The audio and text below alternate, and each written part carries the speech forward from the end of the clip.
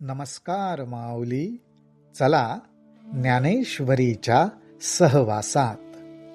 ज्ञानेश्वरी अध्याय 9 मधील ओवी 34 ते ओवी 40च्या सहवासामध्ये आपण जाऊया. ज्ञानोबा रायांना त्यांच्या श्री गुरूंनी अर्थात निवृत्तीनाथांनी श्रीकृष्ण अर्जुन जो संवाद आहे त्याचं निरूपण प्रगट करण्याची सूचना केली आणि निवृत्तीदास ज्ञानोबा रायांना परम आनंद झाला. आता भगवंत अर्जुनाला काय सांगतायत ते ज्ञानोबा रायांच्या ओव्यांमधनं आपण ऐकूयात. ज्ञानोबा राय म्हणतात, ना तरी अर्जुना हे बीज पुढती सांगिजेल तुझ, जे हे अंतःकरणींचे गुज जीवाची ये. भगवंत म्हणतात, अर्जुना हे बीज. ह्या ठिकाणी बीज हा शब्द ज्ञानोबा रायांनी वापरलाय. अहो बी अर्थात बीज, ह्याच्यामधनच रोप उगवतं आणि बघता बघता त्याचा वृक्ष होतो. फळं, पानं, फुलं सर्व काही ह्या बीजामधनच प्रगट होतं. असं हे जे बीज आहे, ज्याच्यातनं सर्व काही उगवतं, सर्व काही प्रगटतं, असं हे सर्वाचं मूळ कारण. आणि ती गोष्ट प्रत्येक जीवाच्या अंतःकरणात असते. जीवाला ती सहजासहजी ओळखता येत नाही, म्हणूनच ती गुप्त आहे. जे हे अंतःकरणींचे गुज अत्यंत आतमध्ये सूक्ष्म आणि सुप्त अवस्थेत आहे, अशी गुप्त गोष्ट आहे.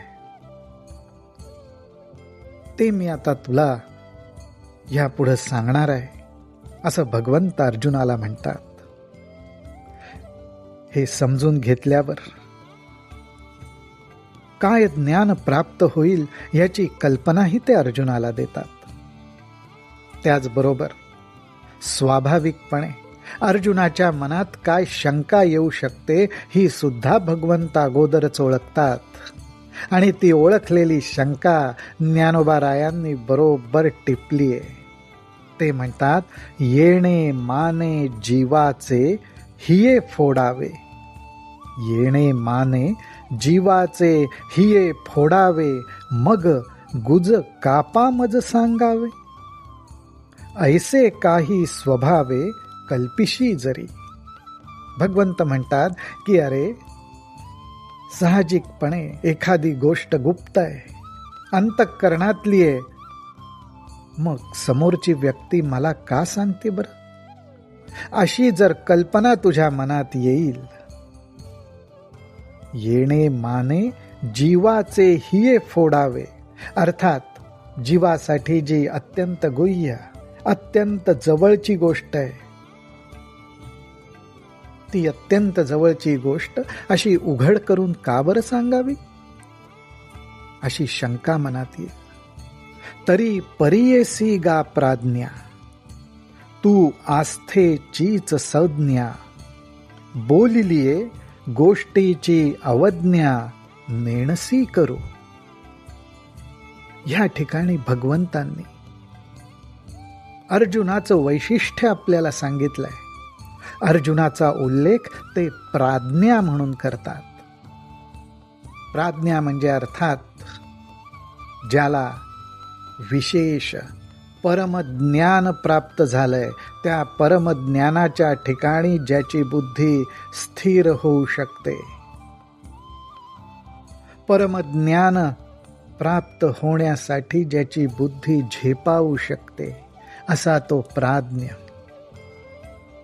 बुद्धीचं अर्थात ज्ञानाचं परमस्वरूप ते प्रज्ञा.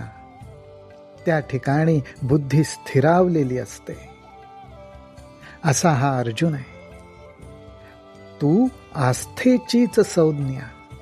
अर्जुनाला भगवंत म्हणतात, आस्था म्हणून जे काही म्हणतात, अर्थात श्रद्धा, त्या श्रद्धेला एखादा समाअर्थी शब्द आहे का?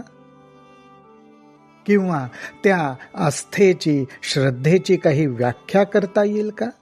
तर त्या ठिकाणी त्याला समानार्थी शब्द म्हणून एकच म्हणावा लागेल, अर्जुन. काय गौरव केलाय भगवंतांनी अर्जुनाचा. प्राज्ञा म्हटलंय आणि आस्थेची संज्ञा करायची झाली तर अर्जुनाचंच नाव घ्यावं लागेल. आणि हा अर्जुन कसा? बोलिलिये गोष्टीची अवज्ञा नेणसी करू. आणि जी गोष्ट अर्जुनाला सांगितली, अर्जुनापाशी बोलली, त्या गोष्टीचा अर्जुन कधीही अनादर करत नाही.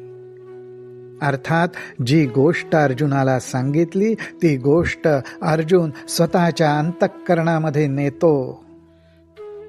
त्या ठिकाणी बुद्धीच्या साह्याने त्यावर योग्य विचार करतो, त्याचा संपूर्ण आस्वाद घेतो आणि ती गोष्ट त्याच्या जवळच ठेवतो.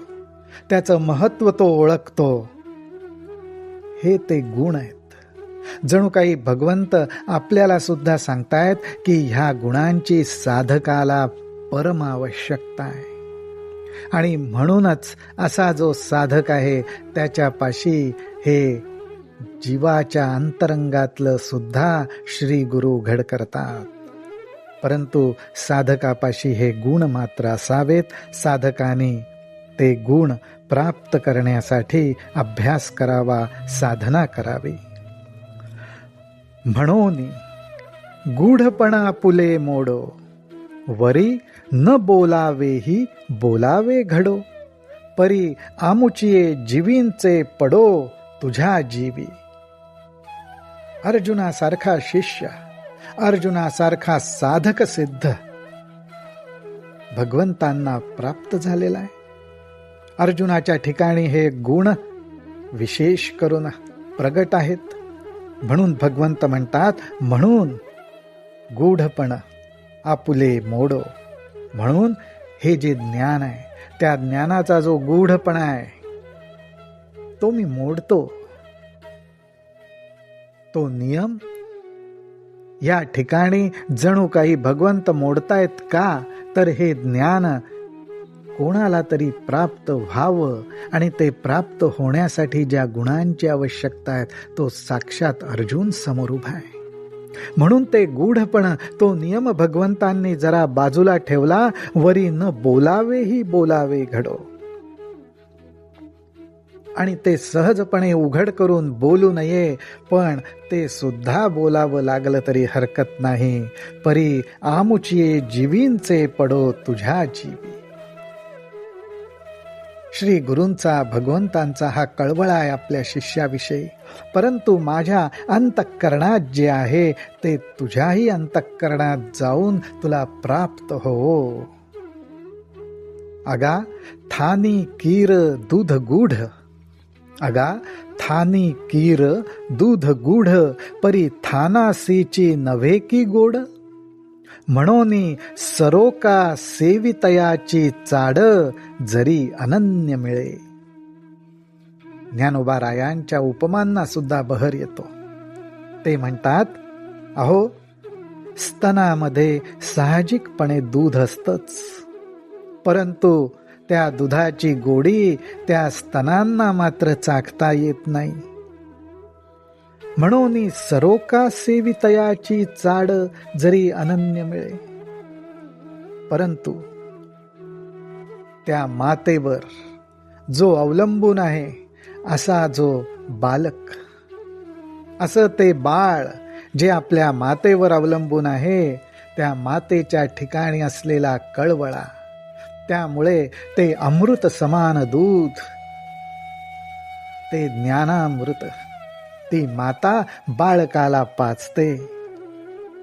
आपण सुद्धा माऊली हो आपल्या आराध्य देवतेवर, त्या मातेवर लहान मूल होऊन अवलंबून राहावं आणि त्यांच्याकडून प्राप्त होणारा ज्ञानामृताचा दुग्धरूपी झरा प्राशन करत राहावं, नामस्मरण करत राहावं. मुडाहुनी बीज काढिले. ज्ञानोबाराय अजून एक उपमा देतात. ते म्हणतात, मुडाहुनी बीज काढिले, मग निर्वाळलिये भूमी पेरिले. तरी ते सांडी विखुरी गेले, म्हणो ये काही. अहो, बीज म्हणजे अर्थात बी बियाणं साठवण्याची एक जागा असते. त्या ठिकाणी ते साठवलेलं असतं, कारण बी बियाणांचं महत्व भरपूर आहे. बी बियाणांमधनंच अन्नधान्य पिकतं, त्यामुळे ते बी जपावं लागतं. परंतु ते बी जेव्हा छान मशागत केलेल्या जमिनीमध्ये पेरलं जातं, अर्थात बी बियाणं जेव्हा पेरलं जातं त्यावेळी ते मशागत केलेल्या जमिनीवर विखुरलं जातं, पण म्हणून ते वाया गेलं असं म्हणता येतं का? तरी ते सांडी विखुरी गेले, म्हणो ये काही.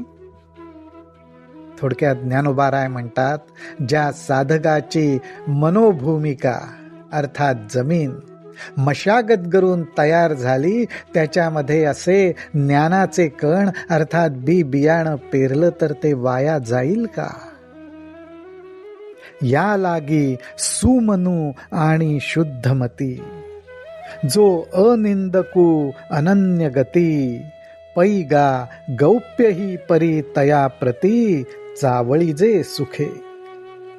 या ठिकाणी अजून काही उत्तम साधकाची लक्षणं ज्ञानोबाराय सांगतायत.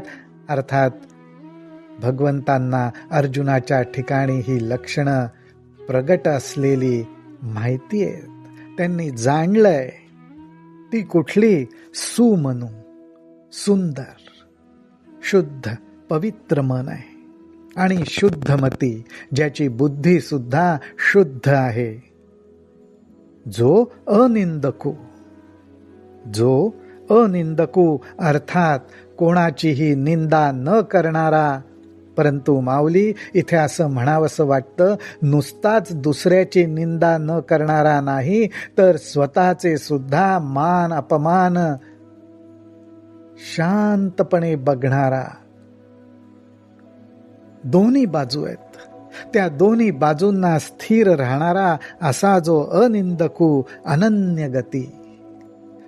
आणि ह्या स्थिरतेला धरूनच ज्याच्या अंतःकरणाची गती अनन्यपणे न चुकता फक्त आपल्या आराध्य परमात्म स्वरूप, परब्रह्म स्वरूप भगवंताकडेच ज्याची मती, मन, अंतःकरण सतत वाहत असतं. पैगा गौप्य ही परी तया प्रती, चावळी जे सुखे. असा जो परम प्रिय शिष्य आहे, त्याला गौप्य जरी असलं, अर्थात अंतःकरणीचं गुज असलं, अत्यंत महत्वाचं असलं, तरी ते ज्ञान तया प्रती, त्याच्यासाठी त्याला ते जरूर सुखाने आनंदाने सांगावं. हेच ज्ञानोबाराय इथे सांगतायत. माऊली हो, आपणही भगवंताला हीच प्रार्थना करू की भगवंता, सुमनू, शुद्धमती, अनिंदकू अनन्य गती हे सद्गुण मलाही प्राप्त होत. माझ्याकडून तुझे नामस्मरण सदैव घडत राहो. रामकृष्ण हरी, रामकृष्ण हरी, रामकृष्ण हरी.